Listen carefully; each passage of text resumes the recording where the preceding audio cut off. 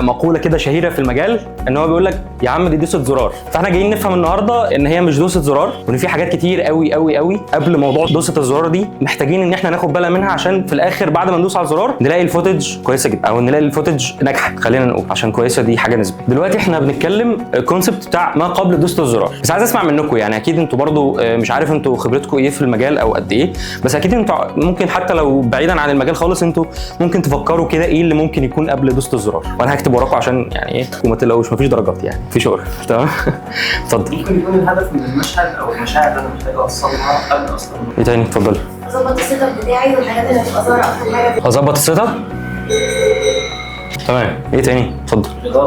الاضاءه. حد تاني؟ اتفضلي. السكريبت. تمام جدا. تمام. اتفضلي. الله عليك.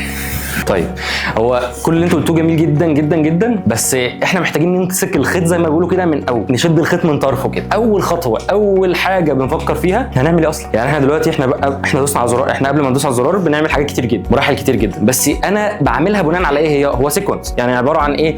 حاجه ورا حاجه ورا حاجه لحد ما اوصل لدوسه الزرار. اولهم انا صوري اصلا. عمرك شفت كده حد مثلا بيقول لك احنا رايحين، بس احنا مش عارفين رايحين فين؟ فلا، احنا عايزين نعرف احنا رايحين فين، احنا عايزين نعمل ايه. فاول حاجه بالنسبه لي هي الفكره.